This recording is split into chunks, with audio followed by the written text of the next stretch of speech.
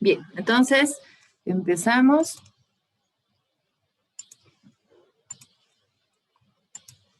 Me dicen, por favor, si se ve. Sí, que... Sí, se ve. Sí, que... Ya, muy bien. Nítido.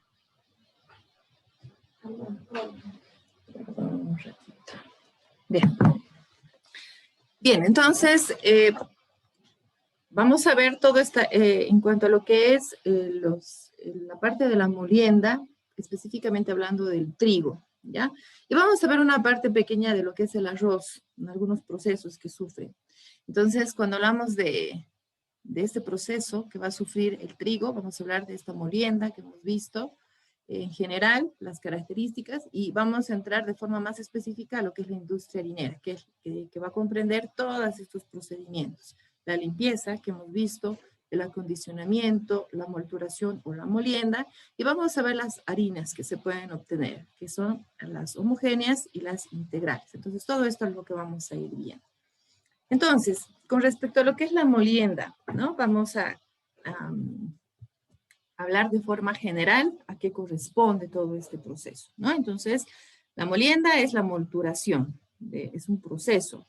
Esta molturación en el que tiene como objetivo la reducción del tamaño de la partícula de un material, de un cereal, ¿sí?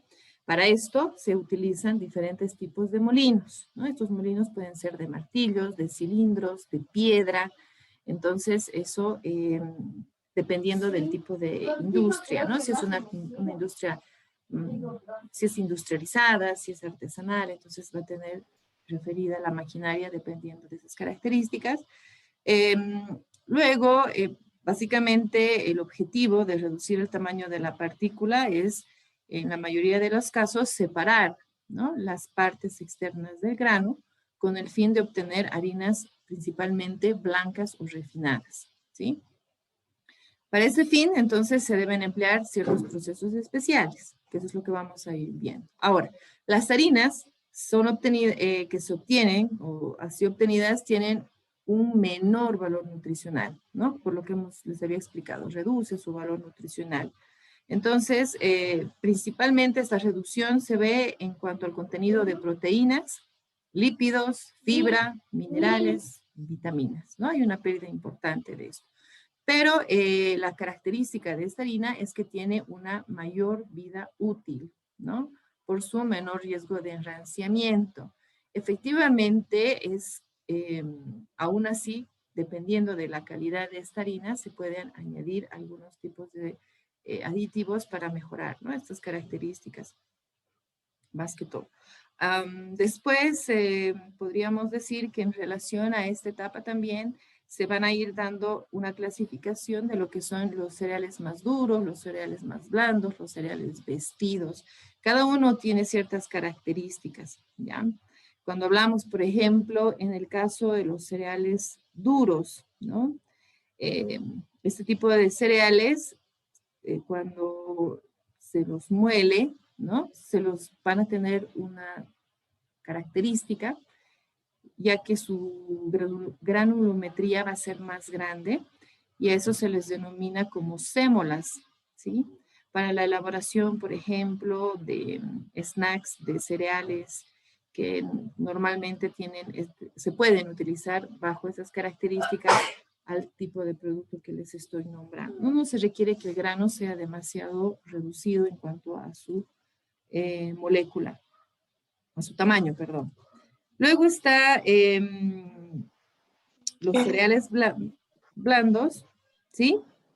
Perdón que le interrumpa. ¿Está mostrando esas diapositivas o solo está en la primera?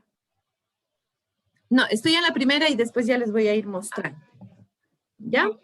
Porque estamos aquí nombrando en el caso de los cereales más duros, es lo que les decía, ¿no? Que se los denomina en este caso como sémolas, porque pasan por ese proceso de trituración, pero sus gránulos son más grandes, ¿no? Luego les decía, en el caso de los cereales más blandos, en este caso se utilizan ya para lo que son las harinas más finas, porque eso va a permitir que puedan ser molidas y obtener una molécula mucho más pequeña.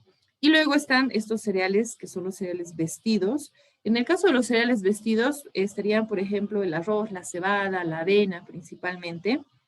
que también pueden llegar a sufrir un proceso de molienda, pero antes de eso deben sufrir un proceso de descascarillado, en el caso de los cereales vestidos, ¿ya? Ahora, eso dentro de las características de estos tres que pueden sufrir la molienda. Duros, blandos y vestidos. Los duros, no nos olvidemos que tienen una granulometría más grande y se utilizan para ciertos snacks que se los denomina así, o cereales para los desayunos, ¿no? Los cereales más blandos para las harinas y los cereales vestidos que vendrían a ser el arroz, la cebada, la avena, que tienen que sufrir previamente un proceso de descascarillado para poder recién ser molido, ¿no? Porque obviamente las características de estos granos son diferentes. Son más redondeadas u ovaladas, entonces tienen que sufrir ese proceso. Ese proceso de cascarillado que les digo en los cereales vestidos, tienen que también pasar por un proceso que se lo denomina abrasión, que lo he colocado aquí, que eso ayuda a eliminar las partes más externas del grano, que viene a ser el salvado y el germen. Entonces, este proceso de abrasión, estamos hablando específicamente en el caso de los cereales vestidos, ¿no? Que son, les vuelvo a repetir, el arroz, la avena y la cebada, ¿no? Que son, que tienen estas características y necesitan, antes de ser molidos, pasar por ese proceso de descascarillado y el proceso de abrasión, ¿no? Ese proceso es para eliminar básicamente esas partes externas que son el salvado y el germen, que son las partes más duras. Luego, finalmente están las moliendas sucesivas, que van a dar lugar, dependiendo del tipo de producto que se quiere obtener, que son las de primera fase y segunda fase. Eso lo vamos a desarrollar ya específicamente, hablando de cada uno, ¿no? Algo también importante dentro de lo que es la industria harinera, que tiene que ver con los productos que efectivamente vamos a ir obteniendo, están, y vamos a irlos diferenciando, cuáles son, en cuanto a cuáles son las características, por ejemplo, de una harina blanca o harina refinada, y en el caso de una harina integral, ¿sí? Ahora, de acuerdo a la estructura que hemos visto en la anterior clase, ¿qué características de composición tendría la harina integral? ¿Qué partes del grano del cereal estarían comprendidas en la harina integral? A ver, ¿quién me puede decir eso?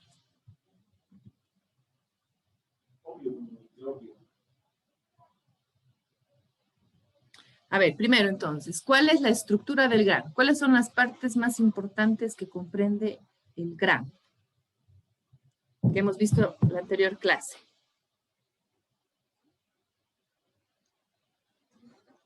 ¿Nadie? ¿No se acuerda nadie?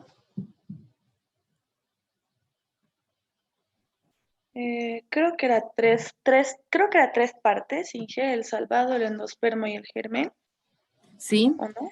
sí, sí. Bueno, sí, en general son esas tres y son las más importantes. Entonces, cuando hablamos de la harina integral, básicamente va a estar compuesta por todas esas partes anatómicas del trigo, que es el endospermo, el salvado y el germen. En el caso de las harinas refinadas, es donde se elimina más que todo el salvado y el germen. El endospermo llega a mantenerse porque es donde se encuentra el almidón y es donde se va a dar lugar el proceso posterior, ¿no? El salvado y el germen es lo que se va a ir eliminando en el transcurso de estas fases que les decía, que son de primera y segunda fase.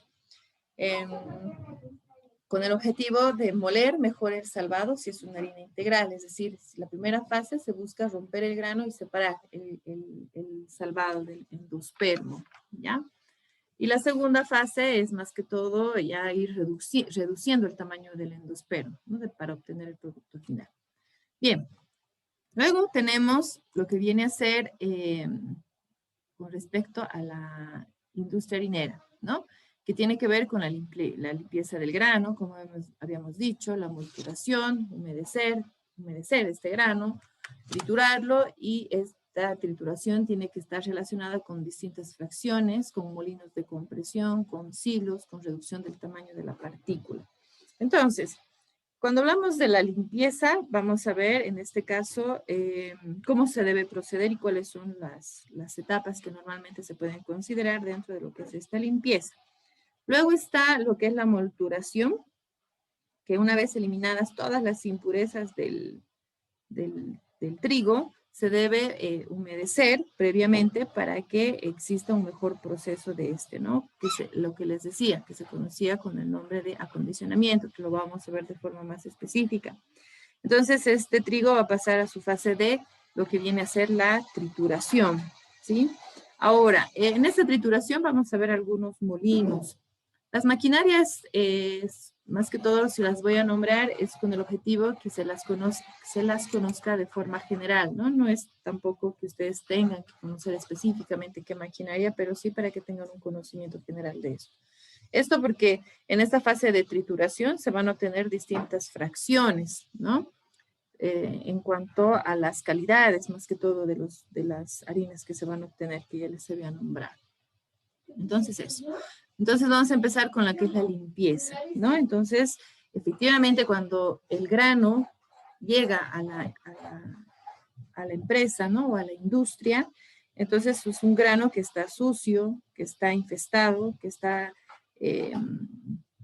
o contiene, mejor dicho, diferentes tipos de partículas, y hay que ir reconociendo cuáles son esas partículas para ir eliminándolas en esta parte de la limpieza, ¿no? Si bien se puede hacer una limpieza por medio de un lavado con agua y centrifugación, también se tienen que considerar estos imanes, tamices, aspiraciones, discos separados, tirar verjones, etc. ¿Por qué? Porque cada uno de estos va a dar lugar a eliminar una sustancia específica o una suciedad, más que todo específica, que pueda estar comprendida en el grano. Estas impurezas, o las más comunes, son las denominadas malas hierbas, restos de la planta misma, insectos, ácaros, pueden haber excrementos, pelos de roedores, ¿no? Materias minerales, como por ejemplo pueden ser las piedras, barro, polvo o partículas metálicas. Entonces, dependiendo de todo esto, se tiene que ir eliminando cada una de estas posibles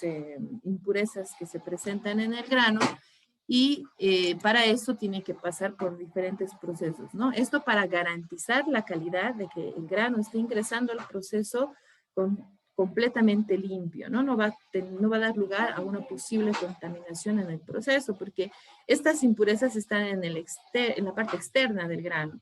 Imagínense si entrarían así sucias y empezamos a hacer la molienda, entonces se va a incorporar dentro de la harina y se va a obtener una harina contaminada, ¿no? Entonces es muy importante la parte de la limpieza y eliminar todas estas sustancias. Incluso si el grano estaría demasiado sucio, por ejemplo con barro, y no se hiciera la limpieza adecuada, puede dar lugar a que cambie el color de la harina, ¿no? Entonces se tiene que tomar en cuenta todo esto.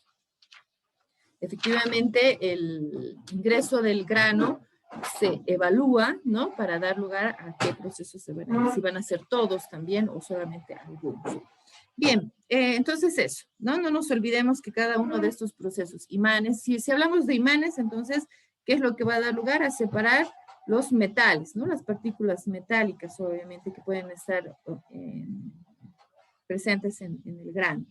Aparte también que estos imanes pueden llegar a,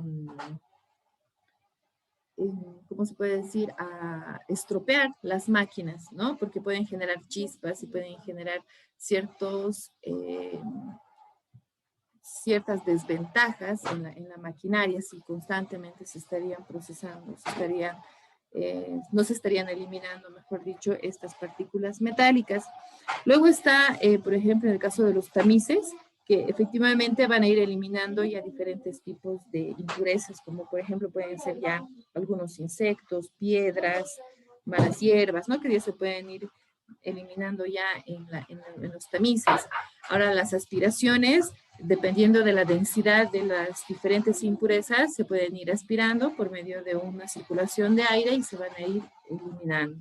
Están los discos separadores que también van a tener esa misma función junto con los triarverjones, ¿no? Entonces estos equipos son los que van a dar lugar a tamizar, a eliminar por los imanes también que ya pueden estar comprendidos dentro de estas maquinarias, ¿no? Entonces, básicamente eso. Las mesas densimétricas también tienen esa función que van a ayudar a ver de forma más directa las posibles impurezas y también se van a ir eliminando. los restregadores, ya si fuera granos que ya contienen demasiado barro, ¿no? Entonces van a ayudar, ¿no? Y así. Entonces, básicamente los imanes, tamices, aspiraciones, discos separadores, los triarverjones, las mesas densimétricas, los restregadores y la limpia está determinada a las características iniciales que tiene en cuanto a las impurezas el trigo que está ingresando a la industria. ¿Ya? Entonces eso. Bueno, aquí hay un video, voy a ver si lo podemos ver rápidamente, que tiene que ver justamente con esto que les estoy mostrando. A ver, vamos a ver si se puede cargar rápido. Ay, perdón.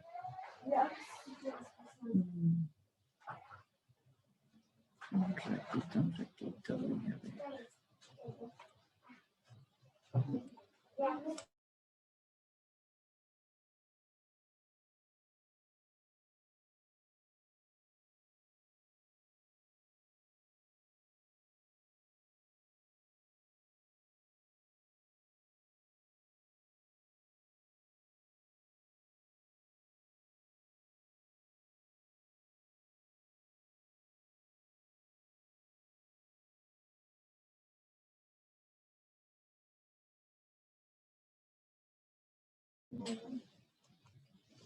Bien, les voy a mostrar una parte de esto, es cortito, para que se vea cómo se da lugar a esta limpieza de los granos. Se ve, ¿no? Ay, perdón. Ahora sí, ¿se ve? Ingeniero. Bien.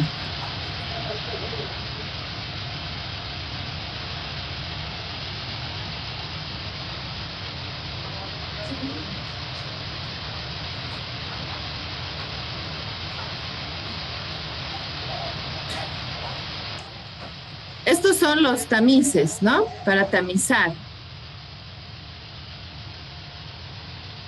Ahorita van a mostrar otro.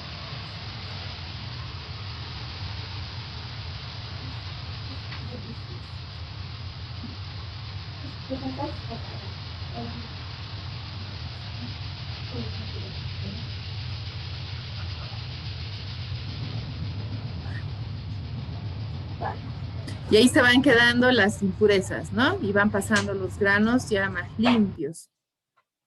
Entonces, básicamente, ese es el objetivo, ¿no? De alguno de ellos. No los estoy mostrando todos, solo uno para que se tenga un poquito de la idea de cómo se va a dar, o se puede dar, ¿no? La limpieza.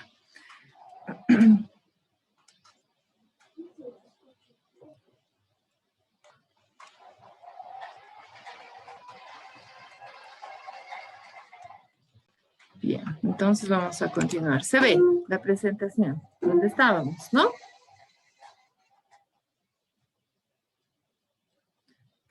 ¿Se ve? Bien. Ahora vamos. Ya, gracias. Bien, entonces vamos a pasar a lo que es a la siguiente etapa, que es el acondicionamiento, ¿no? Que hemos dicho que el objetivo de este acondicionamiento es humedecer el grano, ¿sí? Para poderlo para dar lugar recién a lo que es la molienda.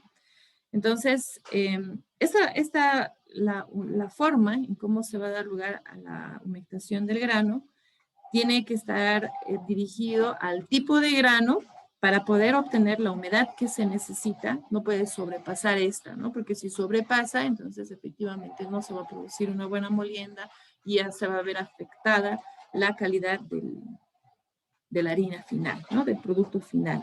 Entonces, ese es el objetivo entonces de esta humectación. Hace que el endospermo se suavice y se ablande, ¿no? Para poder generar esta reducción del tamaño de la molécula del grano y producir una mejor molturación. Ahora, la humedad también provoca, en este caso, que el salvado se vuelva más correoso. ¿Qué quiere decir eso? Menos quebradizo y posteriormente pueda ser eliminado, ¿no? Ahora,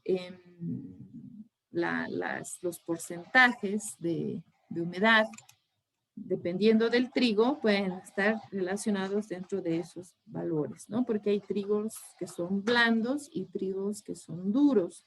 Entonces, dependiendo de eso, se va a dar lugar al acondicionamiento del grano para obtener este porcentaje de humedad y pasar a la molienda. Entonces, en el caso, por ejemplo, de los trigos blandos, se acondicionan a estos porcentajes de 15 a 15.5 de humedad.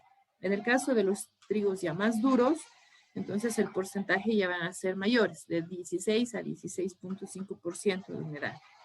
Entonces también ya efectivamente la industria ya reconoce este tipo de grano y ya lo va a ir determinando qué tipo de humedad también va a tener que producirse para posteriormente recién llevar a la molienda. Entonces se tiene que considerar las durezas, ¿no?, que van a tener en este caso los granos y para que se dé lugar a este acondicionamiento dependiendo de eso.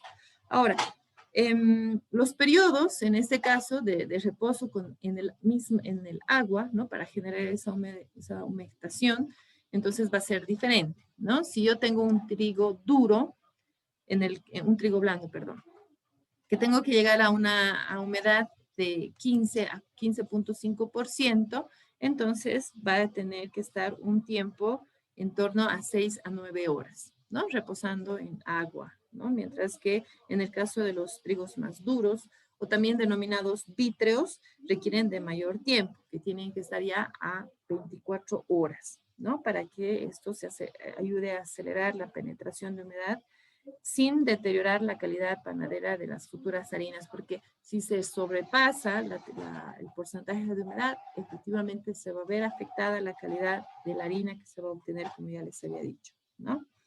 Entonces eso. Y también tiene que haber un incremento, una aplicación más que todo de calor, ¿no?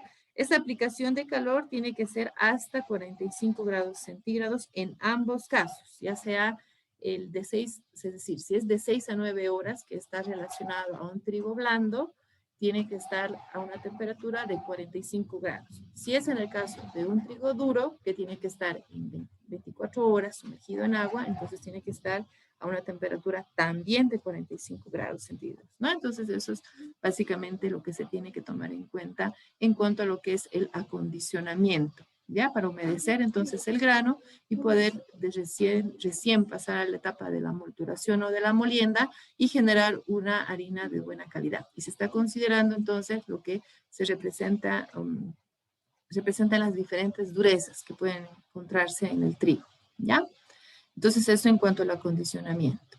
Ahora, la molturación o lo que viene a ser la molienda, ¿no?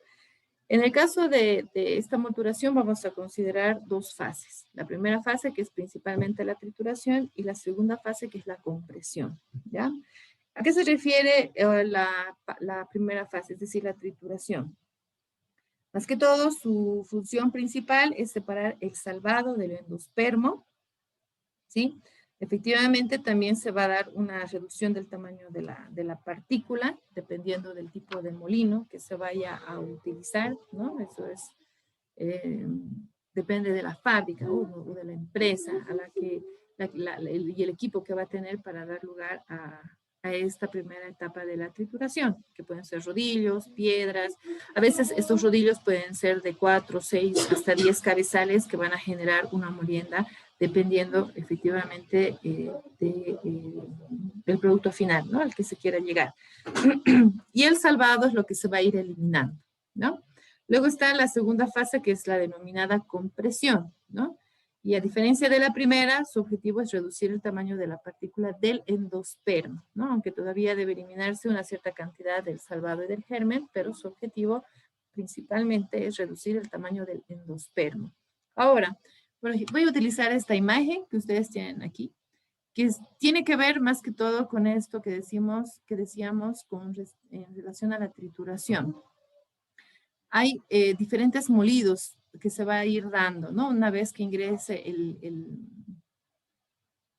trigo, va a haber se los denomina como un primer molido, segundo molido, tercer molido, cuarto molido, y a medida que va pasando por los diferentes rodillos que van a generar estas etapas de molienda, entonces va a ir cambiando el tamaño de la partícula del trigo, efectivamente, ese es el objetivo.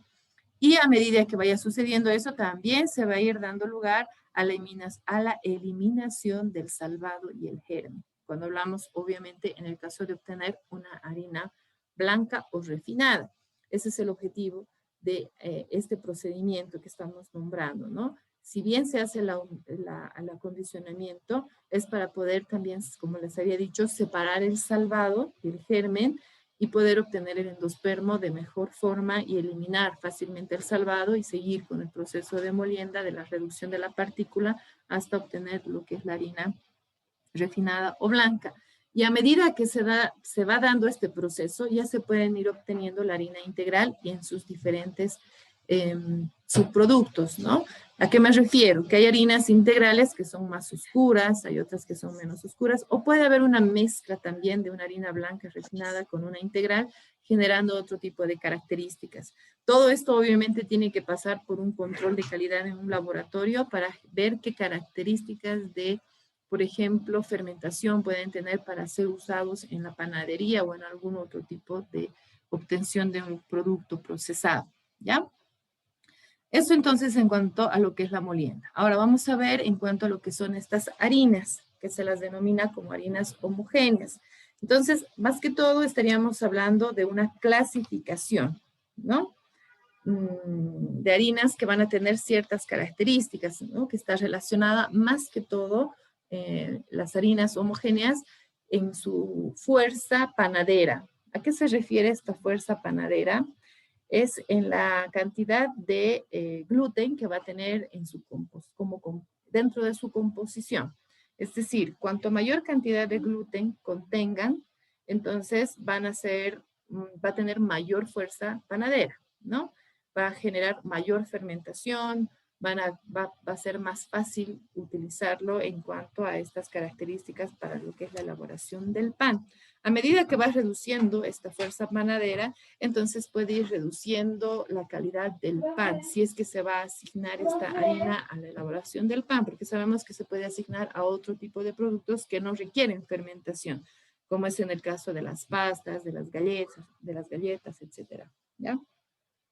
Bien, entonces esta clasificación de estas harinas que están en función de su fuerza panadera tienen que tener un parámetro, que este parámetro se obtiene por medio de lo que es el alveógrafo, ¿no? Entonces, el alveógrafo es lo que va a permitir dar lugar a esta medición de la fuerza panadera o la cantidad de proteína o el gluten que hemos dicho que contiene, que va a poder permitir la clasificación de la harina en relación a esta fuerza panadera. ¿Ya? Entonces, cuando yo hablo de fuerza panadera, me refiero a la cantidad y calidad de la proteína, específicamente del gluten que hemos hablado. ¿Ya? Ahora, las harinas micronizadas, ¿no? En este caso, pueden dar lugar dentro de lo que siguen siendo las harinas homogéneas, más que todo ya a designarla a productos mucho más específicos, ¿no?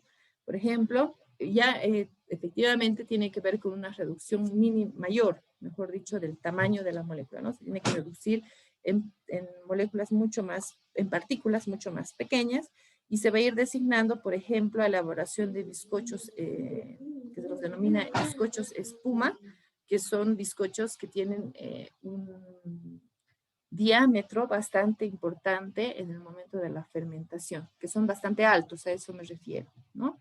Y eso es lo que en algunas empresas buscan. Ahora, en relación a esa granulometría que les decía, se tienen que presentar, se pueden dar, mejor dicho, estas tres fracciones, ¿no? Hay las que están, o las que son mayores a las 35 micras. Luego están las que son menores a 35, entre 15 y 35 micras y menor a 35 micras, ¿no? Entonces, efectivamente va a ir relacionado al tipo de producto que se quiera elaborar, ¿no? Es decir, la empresa genera este tipo de harinas micronizadas con las características que representan efectivamente cada una de ellas y bueno, las empresas ya las van a ir utilizando de acuerdo a las características o las propiedades que tienen, ¿no? Cada una de ellas. Entonces, cuando hay una fracción mayor, más que todo tiene que ver con una harina que tiene una mayor concentración posiblemente de almidón y puede estar relacionada con el producto que se quiera ir obteniendo, como les decía, ¿no? Cuando hablamos de los cereales de desayuno, como al principio les estaba comentando, pueden ser utilizadas justamente para estos cereales que solamente necesitan pasar por un proceso de, se me dio la palabra, extrusión, ¿sí? Que se hace como un tipo de masa y después pasan por otro tipo de maquinarias donde van a ir formando las láminas de los cereales.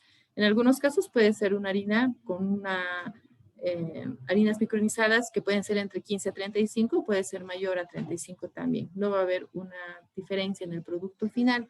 Entonces eso, como les digo, depende mucho de la forma en cómo se vaya a utilizar el producto, ¿no? Básicamente eso, en cuanto a lo que tiene que ver con estas harinas homogéneas.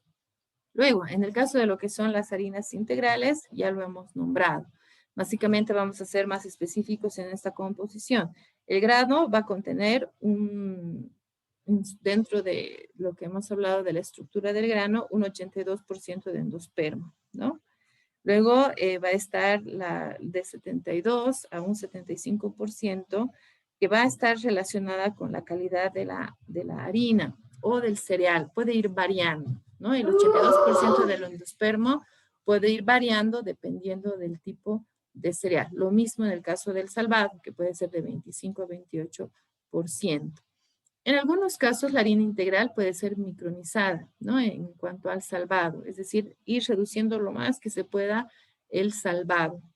Y esto para generar usos ya más específicos en cuanto a lo que es la elaboración del pan. Cuando el salvado es demasiado grande, entonces llega a afectar en la fermentación del pan. Ustedes han debido ver que en el pan integral no son demasiado altos, ¿no es cierto? Es decir, su etapa de fermentación es bastante corta o pequeña, porque el salvado no permite retener demasiado el CO2 en la etapa fermentativa y es por eso que en algunos casos, o bien si se quiere ese tipo de pan que contiene este salvado, porque sabemos que tiene un importante contenido de fibra, o también se puede hacer una reducción del salvado y va a mejorar esto, ¿no?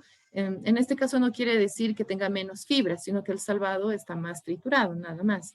Entonces, eso. Claro está que hay algunos que hacen una mezcla y eso ya es difícil de identificar. El germen también puede ser tostado, desengrasado y endulzado porque sabemos que el germen es un producto muy rico en lo que son las vitaminas B y E y pueden también generar a partir de estas características un mejor sabor al producto que se vaya a obtener a partir de la harina integral, ¿no? No sé si ustedes han podido identificar, por ejemplo, que en las harinas integrales los sabores y los olores son mucho más intensos y justamente por las mismas propiedades que comprende el grano o la harina integral. Entonces, lo que se quiere también en este proceso de la obtención de la harina integral es que estos componentes también generen mejores propiedades organolépticas y para eso también se pueden dar lugar a procesos que ayuden a esto, ¿no? Como el tostado, como les decía, que va a generar que sea un poco más dulce la harina, ¿no? Después también sabemos que esta harina integral se puede utilizar para o derivar a diferentes tipos de industrias, como puede ser la industria cosmética, se puede elaborar también jabones u otro tipo de productos. Están las harinas intermedias, como les decía, mezclas, ¿no? De las harinas ya refinadas, menos refinadas, para obtener como producto final harinas con ciertas características intermedias en relación a la presencia de lo que es el salvado, mayor, menor porcentaje de salvado o más molido, etcétera, ¿no? Como ya había explicado.